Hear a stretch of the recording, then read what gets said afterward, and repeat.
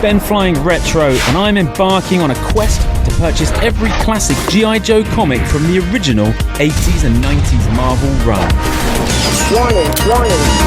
Hunting down individual issues from every corner of the globe in whatever order the universe decides to give me. Join me and my pal Steve every week as we discuss my latest find. Welcome to Chasing Joe. Chasing Joe. Welcome to episode 3 of Chasing Joe, where a man is trying to collect the 155 issue deep Hammerverse run of GI Joe, Real American Hero. Wow. How's it going, S-Jubs? Yeah, you have a partner in crime on this escapade. Yeah. Then we're tumbling down the rabbit hole of 155 plus some issues. Plus 28 special missions. I'm not doing the order of battle. I've got some yearbooks in there somewhere. Yeah. I'm excited. But today, my friend, it only happened by episode 3, but today is the first episode where we're dealing with a book that I had very early on. Okay. Oh, yes. I have some let's get serious nostalgia for this one. Okay, I'm going to need some help. Emma! Oh, my word. Brit, fetch me my Calling post. the backup. Bear with us, guys. It's coming. It only took us 2 episodes to get into cameos, huh? Oh, hey! my goodness, it's raining packages. Which one is it? Postman is just thinking... Oh, gee. Did the listeners catch that? Everyone rushes to the YouTube version now to check the video. It is this one. Look, it's come in a Forbidden Planet mailer. That's fun. Ah, so a local purchase then, Ben. Any idea which Forbidden Planets this one's from? No idea. I mean, you got to I reuse mailers. That's what you got to do, haven't you? I suppose. Yeah. Okay, here we go. Okay, so you didn't buy it from Forbidden Planet then? Oh, no, of course not. Jeez, no, they haven't got back issues and nothing. No, someone's just sent me it in a Forbidden Planet mailer. Very good. Oh, here we go. We are dealing with issue 116. Came out July 1991, although the cover date is, of course, September, because that seems to be the only cover date month we're interested in on this show. Beautiful Michael Gordon cover. Destro. Wow. Gold head. And I tell you what, I don't think I need to reboard and bag that, because that is beautiful. Of course, I will get the snout in. God, I'm not getting... Clinical. Yeah, it's like sort of like damp autumnal leaves. That could, because it could have been, it could have been in the garage. Yeah, very autumnal. Let's release. Well, it's smelling like egg. Oh, the commercial on the back. Marvel trading cards. Oh, well, of course, I've got them. You beauty. Yeah, that is series 2. Wow, straight in there. Look at that Daredevil. Ah, that's a great set. I've actually got a PSA 10 of the Venom card from that set. But enough about the cards, Ben. Look at the production values of the commercial. They have a series of like gloved and character hands. Hand like models. There's a Spidey, there's hand models. Well, cosplay hand models. A Spidey, a Doctor Doom. What else is there? A Sabretooth? Lizard? Magneto. Well, show us the book. Come on. Oh, yes. And of course, the human cipher. That is awesome. So this is 1991. When it came out, it cost 65 pence. I didn't get it for that price this time around. It's the time of the show where you guess the price, S-Jubs. Oh, we're there already. All right. I think last week you spent, for issue 126, you got it for an offer of £16. Yep, 16.50. £16.50, yeah, okay. This week I'm going to go a little bit south, maybe Yeah. 12 pound. Wow. No, £5 I got this for. £5. Bringing our total to £25.45. Roughly around, what is that in dollars? I don't know. I honestly don't know. $35 or something like that, probably. In US Maybe dollars. 40. Yeah. So I wouldn't say that was a great start, but 3 issues in, £25.45. I'll take that, I guess. Now, look at that cover. Now, that doesn't initially bring up any memories, but the more I've kind of sat with it over the last week, this is a great cover. Destro looks, he looks more at home. He'd be more at home on the back page because he looks like a Marvel supervillain. Oh, yes. He looks like something the X-Men might fight. Well, there's a very X-Men resonance to that. It's very Days of Future Past, like Wolverine up against a brick wall with Kitty Pryde and lots of wanted posters in the background. Here we've got Destro doing pretty much the same thing, caught in a spotlight up against a sort of masonry or brick wall, and there's a big wanted poster of him. Look at the, I tell you, if I see the logo in hot pink, I mean, they don't get that many, they don't get that wild with it, but that is brilliant. Absolutely love that. Hot pink and baby blues. So this is part 1 of a 3-parter, Destro, Search, and Destroy. And that is my Destro, by the way. Version 2. I was going to save that debate for the end, but okay. No, he's my eternal guy. struggle between V1 and V2. Ben's a V2 boy. Wait a minute, hang on. There's a cabinet just here. Let me open it up. All right, boys, get out your action figures. Damn it, he's fallen.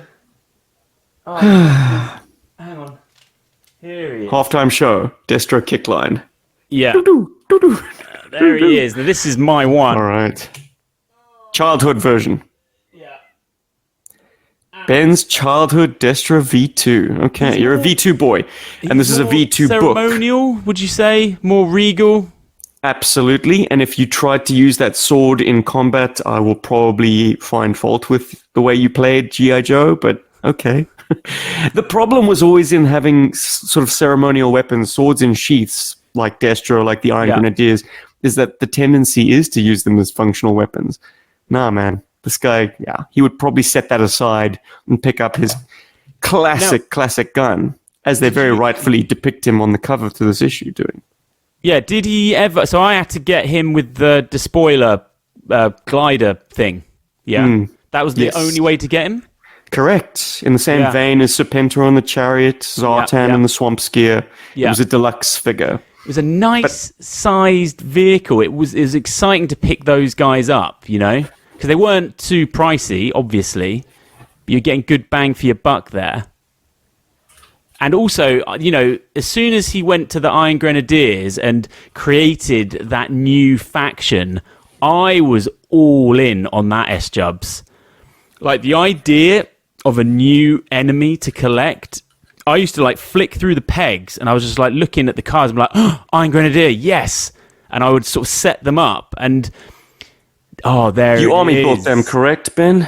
Did you have plenty of IGs? Because this book, I tell you, this book was probably my second, maybe third issue that I ever got. I know which issue was my first, and this one is in contention for the very next one. And the lasting impression that it had on me as a child playing with my GI Joes was the fact that Destro and Cobra Commander did not get on. That at times they were conducting open warfare against each other, and all of a sudden I needed more Destro forces. Yeah. Because it was pretty piddly having your Cobra army on one side and Destro and maybe a handful of assorted troops to try and square off against him. I was troop building Iron Grenadiers way before Cobra stuff. I just went, I don't know why, it just really excited me that it was something else. That's the not IG Cobra. in 1988 was the kind of standard troop builder. So if you didn't play Cobra and Destro's forces as antagonists to one another, if you were collecting the 1988 wave, your eye fell upon the IG as like your standard infantryman for the baddies. Yeah. That is fantastic. I don't have mine, obviously. No idea where that went. But yeah. The way of all your vehicles, man. By the sounds. Don't. Let's get into this Let's do sucker. it. Great. You open the first page and you've got Capri Suns and Televipers. I mean... Strong. I used to find a Capri Sun in my lunchbox at school every day, and I probably took like an Action Force figure to first school every day, so that is just great. Yeah. Oh God, look at that. You've got Toxo Vipers, you've got Televipers, you've got Techno Vipers, and you've got some dead bodies, S-Jumps. Who have we got there? We got, well, Raptor. And then, who's that in the background? I'd say you got Raptor, you got Voltar, you've got what looks to be Mindbender. Yes. And Firefly. Wow. I smell a retcon coming up. Yeah, that's deep. Visually, a Televiper is brilliant. Oh, yeah. Massive nostalgia pangs right there. Fantastic. I have to say, I read this a few times. Did you read it more than once for this? For this, twice. But in my life, I've read this book hundreds of times. Yeah, and I feel like on the first pass, I was ever so slightly harsh. And then on the kind of second, third pass, I was like, as a self-contained slice of Joe, this is actually fantastic. It gives you a pretty full 360 flavor of, what everything's about. Cobra versus Destro and GI Joe trying to do something sneaky in the middle of it all. This was very foundational for my understanding of how these chess pieces were arranged. Now, I know that you said last week that you wanted to do a little summary or a synopsis of the issue. Oh, gosh. Well, I've completely forgotten to do that. But in short, I think you just did it. Yep. Cobra Commander wants to roll out an operation to finally rid himself of Destro. So this actually takes place on Destro's home turf in Scotland. Cobra Commander lays siege to his family castle. But the Joes intervene because they've got some use for the old lad. For sure. It plays out with the castle being destroyed by the end of it, and Cobra Commander injuring and capturing the Baroness, while Zartan and Billy and Chuckles take off in a Cobra helicopter with Destro in tow. Yeah. Yeah? Now, we got it? That was good, man. That's good for me. It's a bit more than 3 sentences, but hopefully everyone's up to speed. Let me just tell you something, my friend. I don't know who this Rod Wiggum character is, but he can sure draw the ever-loving shit out of the Cobra helicopter. Let me tell you. That's what I took from... I thought the art was stunning in this book. Absolutely amazing. One panel that I sat with and sort of stewed with for a while was when they're in front of the car with the headlights on like full beam. I don't know if you can pick it out, what page it's on. It's just my kind of vibe. It's there, brother. It's on screen right now. Oh my goodness. Yes. Look at that. It's beautiful.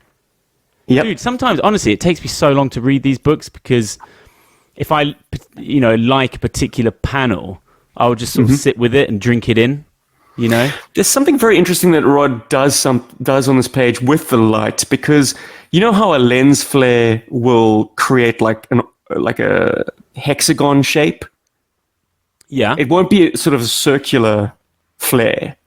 Yeah. Well, he's done that. It's like Rod has a filmic understanding of how light happens, because this is as if we are the lens of a camera. This isn't true to life. This is how a camera perceives a lens flare. Yeah. No, it's stunning. I mean, I'm a sucker for anything set at nighttime, so visually that always gets me going. Now, when you did your incredible synopsis, you mentioned Cobra Commander, and I feel like we have to talk about his get-up, S-Jubs. Now, Cobra Commander version 3 or 4, in fact, 1991, gold head, disco medallion, Cobra symbol in the front. Yeah, what is that all about? Well, I think he looks too much like some kind of a Viper or Trooper. Right. In my opinion. It's certainly not my favorite, but as you said, visually with these colors and this art, it certainly, pops off the page. If anything, it's a reaction to the fact that, like, the Viper takes all the visual cues from mirror face Cobra Commander. So this is, again, a way of Cobra Commander, like, leveling up and not looking like his troops. Like, everything that was silver is now gold or red.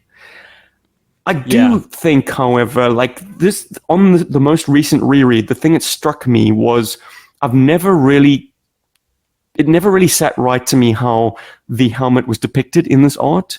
Obviously, the uniform was a brand new, it probably hadn't been used before this issue.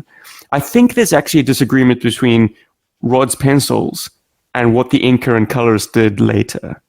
Okay.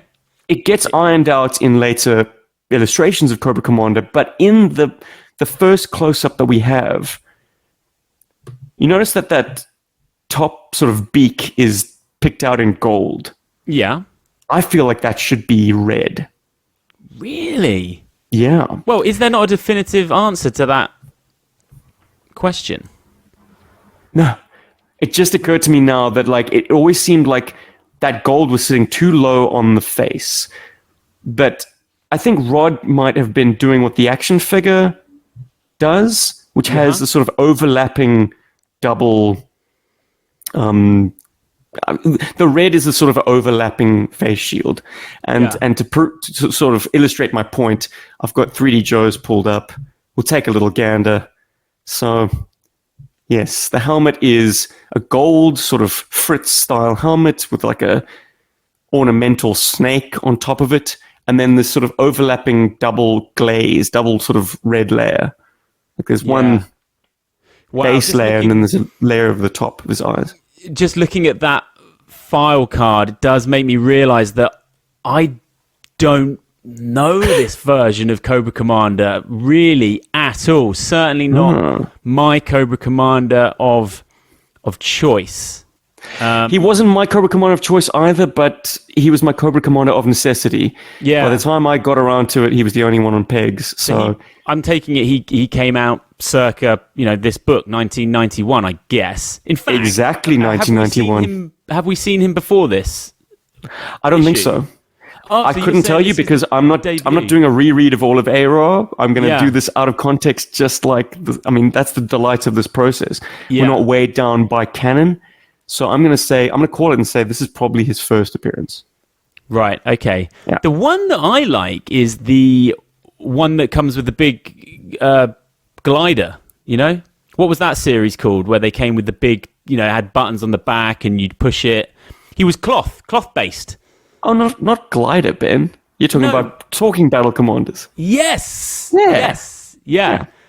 I always felt like that was a great opportunity to get him in that get-up. I really felt like I was winning when I got that figure. I was like, wow, you'd think that maybe they'd, I don't know, have all sorts of nonsense on him. But from a playing point of view, I was like, yes, finally, hooded Cobra Commander. And absolutely beefed up to be 90s aesthetic. I know what you're going to say about the back. Yeah, he's got a flat back. It doesn't bother me. Cobra Commander, you're not meant to see his back. He's supposed to be on a throne. Yeah, do you know He's just why I a said visage. glider? I think I was thinking of Major Blood. Does he come with a glider one? Or jetpack. Jetpack of some sort. Oh, yes. And then, the sort of General Hawk I got as well. Yeah. How did you feel about some of Cobra Commander's dialogue in this? Little bit clunky. Quite, hot, like melodrama. Petulant, take it away, Ben. If you've got nits to pick, you pick them on your own, because, as I say, this is one of my childhood books. I've got nothing bad to say about it. Yeah. Fairs. So, big thing in this book, Destro without the mask. Oof. Wow. Controversial. Just a regular dude. Nothing special about him at all, S-Jubs. Yeah. I mean, they didn't Geez. They don't play into it, play up to it. It's just, what do you mean? That's just Destro. It took a little while, you know? The thing that struck me on this read is exactly how pompous. I mean, you've got the aristocracy in Destro and the Baroness basically pissing on the common folk who are building like a housing development near their, like, adjacent to their property. And they are not best pleased about that. They're like, very ruining the view. Very domestic. Yeah, I have to imagine that when this came out, that was, you know, probably a little bit controversial, I would have thought. Yeah. You know? It's still not great to see, but it's true. Yeah. Now, one thing I've put in my notes here Let's have it. is turns out to be a fairly exciting issue. And if you're into vehicles, it is vehicle heaven. You got Tomahawk, you got Hurricanes, you got Paralyzers, Fangs, Demons, Razorbacks, and The Cobra AGTs. Transport Helicopter. And you are so big on that. Yeah. Look at it, Benjamin.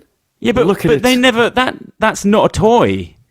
It doesn't matter. It is so perfected. Its design has been so refined by this point. And Rod Wiggum is the man. When it comes to illustrating this particular helicopter, it's totally his baby. Him and Michael Golden. But man, he can draw some aircraft. And this makes you feel like it has to be a tangible toy.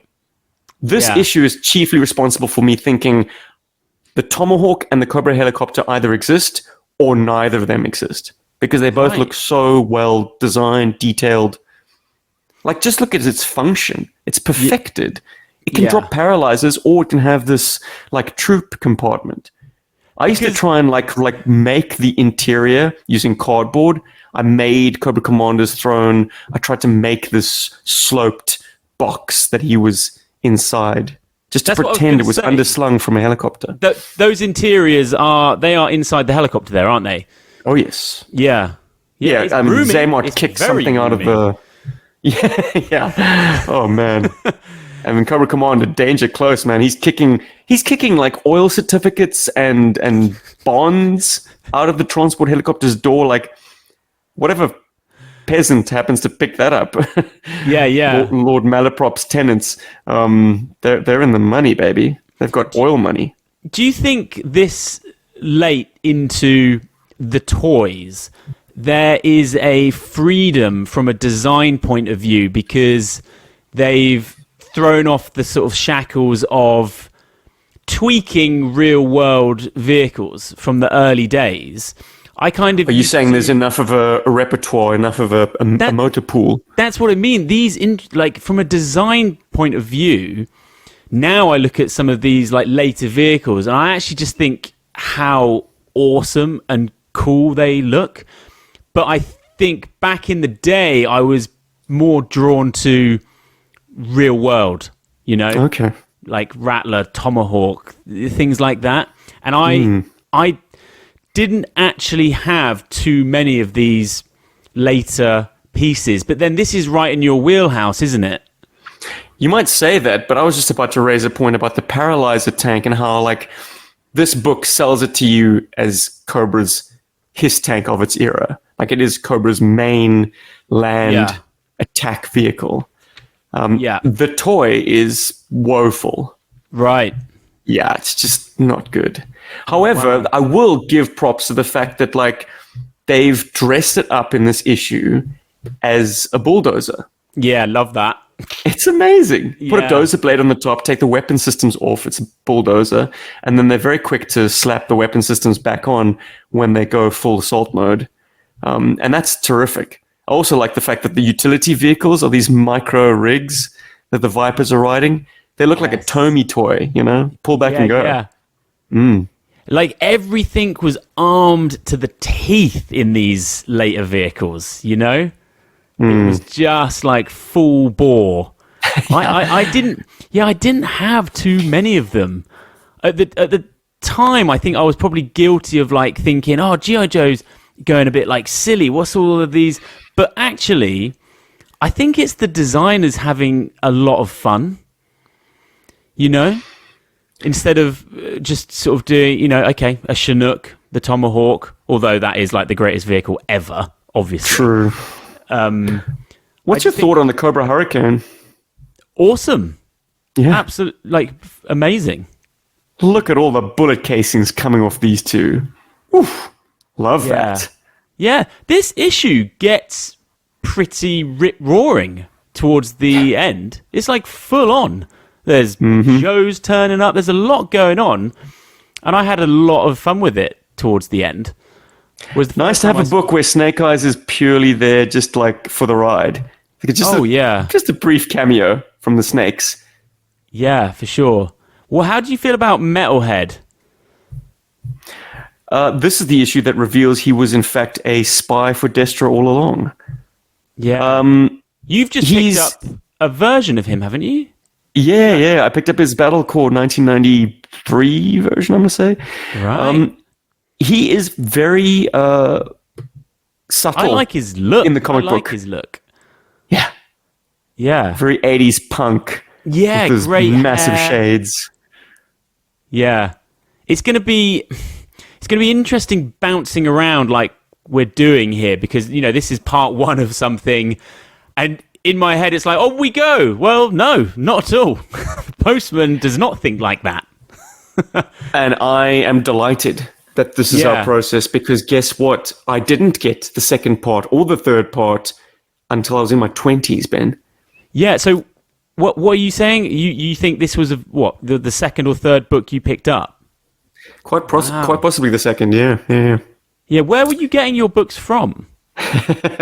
I'm glad you asked. I was jogging my memory this afternoon. One of comic shop or one of 3 corner cafes in my neighborhood. Yeah, you keep saying I could walk corner cafe, but what do you mean? What, they were selling comics in? A cafe that has a couple of coin-op video games in them, a news stand that has comic books, and of course you can get your milk and your bread. Describing the best place ever. I mean, that's like a hipster joint in London now. But that was just normal for you. In the early 90s, that was just, I mean, to this day, my parents' neighborhood is replete with these corner cafes. The one was, it was owned by some Greeks called Manos Cafe. It was then taken over by, like, not Greeks. Right. The other one was across the railway lines called Economic Cafe. On a Thursday night, my dad used to take me for a little walk there at night. That was the first time I ever played Street Fighter 2. I played Ken because my dad's name's Ken. And he was like, hey, it's me. And I was like, okay, I'll suck up to you, Dad. Even without that, you would have probably played Ken. All right. Most people did. I think so. Maybe if you know a little bit about SF2, but like on first blush, you probably want to take Blanca. I know I certainly did. I was like, yeah, that guy looks badass. Yeah, for sure. These are good core memories, but did you ever, once you started getting into it, did you seek out an actual comic book shop? That's not on the table for you? I learnt of the first comic book shop in Cape Town after the final issue of GI Joe. So I picked up back issues there, but there was no floppy tongue in my upbringing. Sorry, Ben. Wow. And what year do you think you completed? Or did you just go out when you got a bit older and just buy big chunks of the run? Guilty. I might be guilty of misleading you and the listeners. I don't have a complete run. Oh, I assumed you did. I've got some holes. Yeah, I've on the right show. Yeah. Got any extras, anyone? No, look, this is your journey, Ben, and I'm piecing it together, I guess, slowly, organically, as they come past my peepers. Can we talk numbers? Like, how many do you think you have? How many do you think you need? I think I need maybe 60. Okay. Yeah.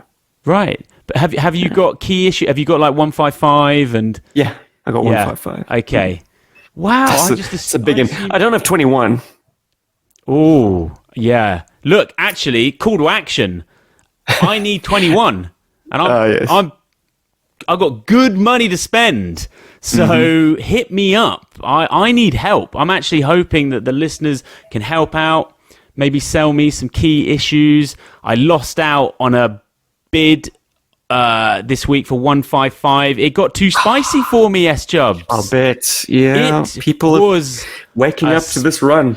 It was a spicy meatball. I tapped at $100 and Quid.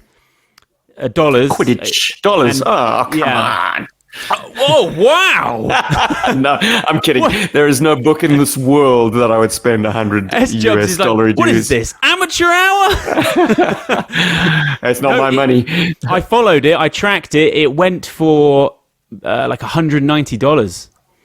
And that was actually quite good for that book. I think unreal. 250 is kind of, yeah.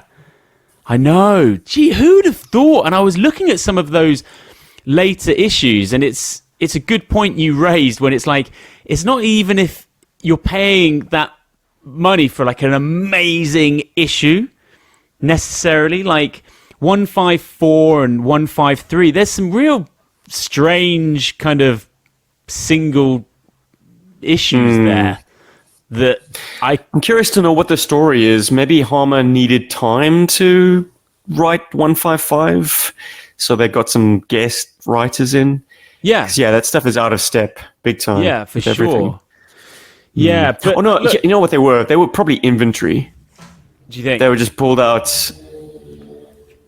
to buy some time? This is what's happening. I mean, this is daily. They are just books just coming.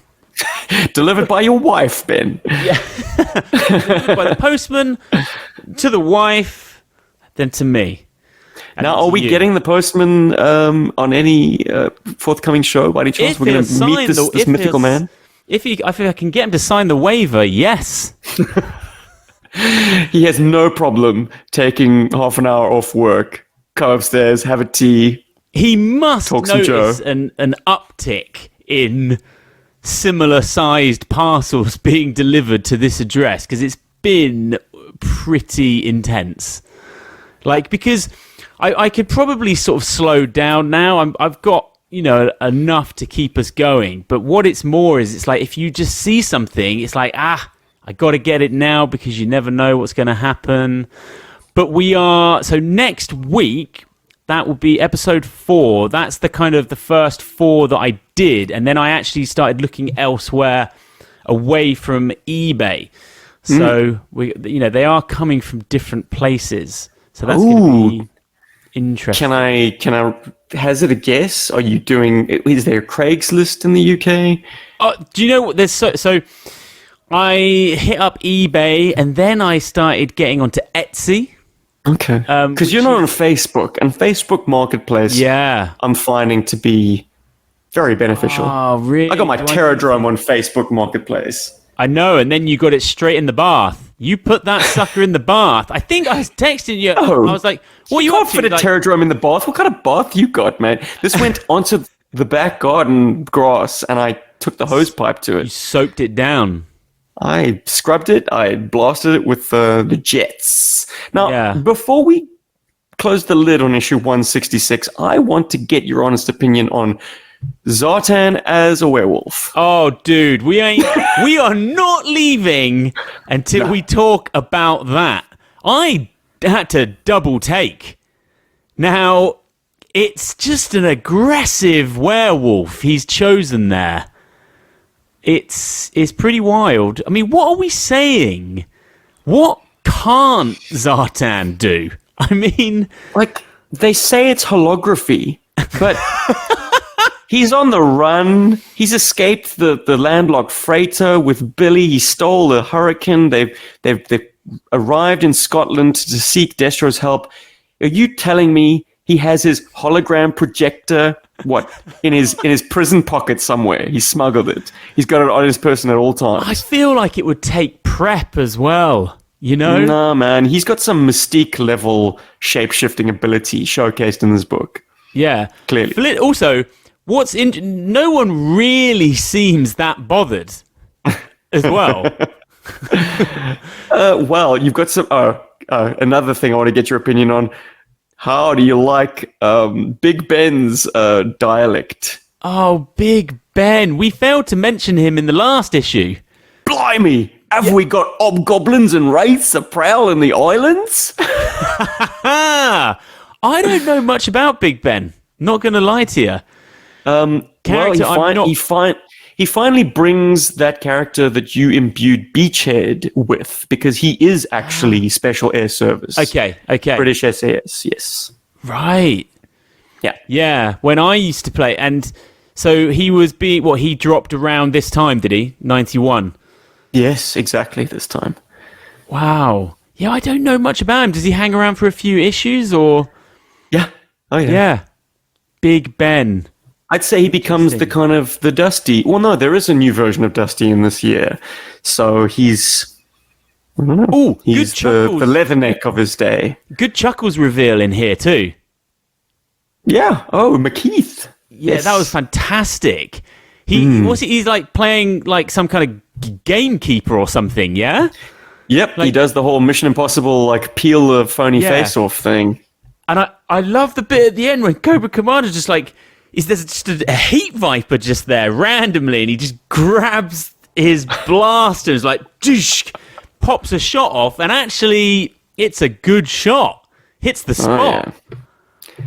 Yep. Amazing. Look at that. Contrary to popular belief that Cobra Commander is the coward who leads from the rear, this guy's picking up rocket launchers and blasting helicopters out of the sky. Oh, yeah, he's on tools there. He is on tools.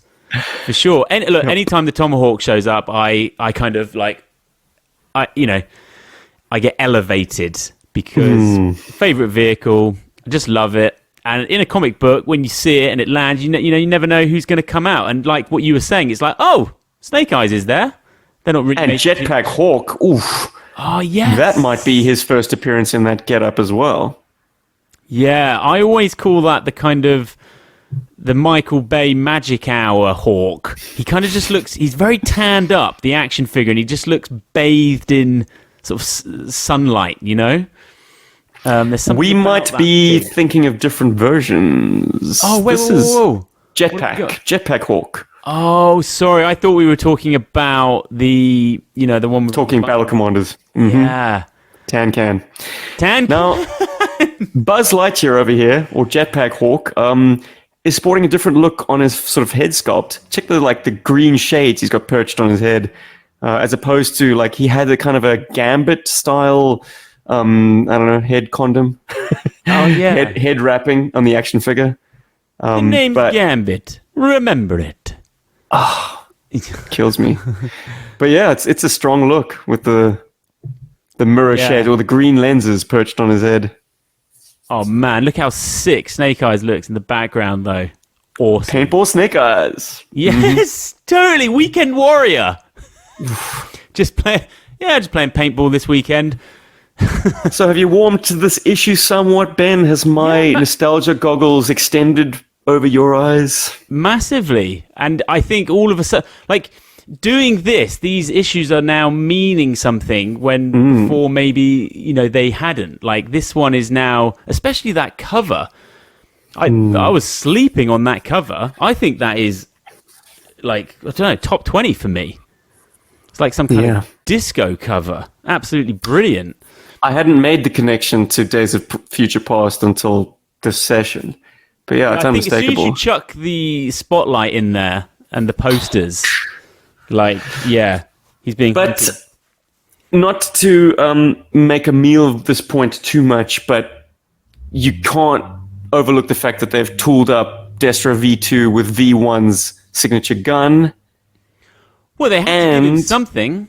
Well, they showcase his wrist rockets in the issue as well, which is a tease because V2 just doesn't have that sculpt detail, which kills me, man. It's like, take away the coolest thing on the uniform. Yeah, but that's, what you've got there, that's wedding Destro. That's ceremonial, And how much fun is that? I mean, honestly, what do you prefer? Oh, I'm a V1 boy all the way. You are a V1 boy. Yeah. No doubt about it. I think it's just because of the nostalgia that's baked in with me. V1 was, he was tough to find. He was a dinosaur by then. I tell you what, I had a battle issue that had a Destro... you can't make him look down, S-Jubs. Destro, Okay. He's like... Well, funny you should say that, because I would always imagine that the helmet was completely stiff. Okay. Like, you can't move the face. Because he was depicted in the Battle Action Force books so true to his action figure appearance. Like, it's a one-to-one presentation from action figure to page. Yes. They didn't futz with it. They didn't kind of tunify him at all. So they really leaned into the reference material, and I appreciate that. As an action figures first kind of guy, seeing the action figure presented in high fidelity on a page really thrills me. So they did right by Destro, even kept the sort of the seam line that runs over his head. So the action figure gives you the impression that there's a front section and a back section, and they are fitted together like that. You can kind of understand the mechanics of it. Whereas a lot of that gets lost in the Marvel American comics, where it just looks like a smooth dome with like a Frankenstein collar or whatever, like the studded. Also with collar. Expressions as well, though. Yeah, very expressive.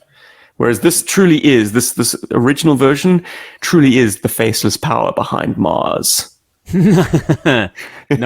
Very C-3PO. There's like almost a kind of a sympathy that what is it?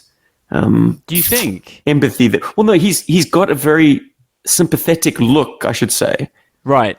He's completely I think you need impartial. that when you're shifting weapons. But Destro's played as a character with great passion now, whereas this mask, he's more machine now than man. He's completely dispassionate. He's cold, calculating. He is Apocalypse or Darth Vader. Yeah. Just quickly before we close out, have you read the Destro Skybound? Yes. Love it. Right. How is it? You love it? Right.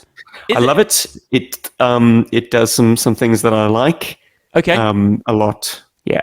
I'd say of the sort of the character focus miniseries, it's Cobra Commander at the top, then Destro, then Duke, and Scarlet is unfortunately my least favorite, even though once again that's doing some interesting things.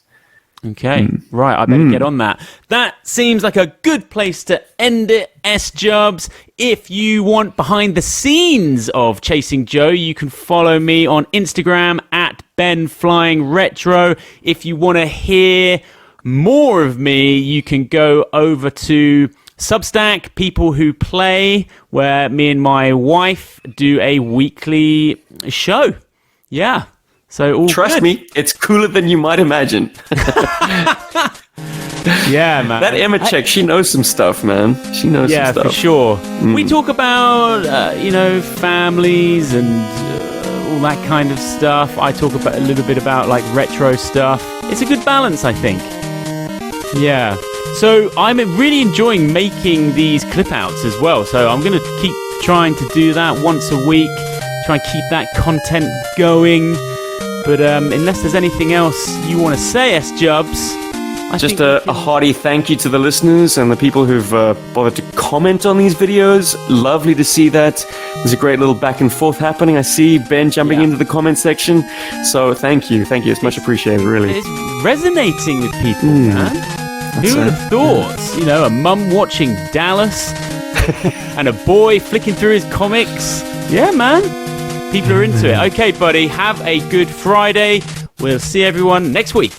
Yo, Joe!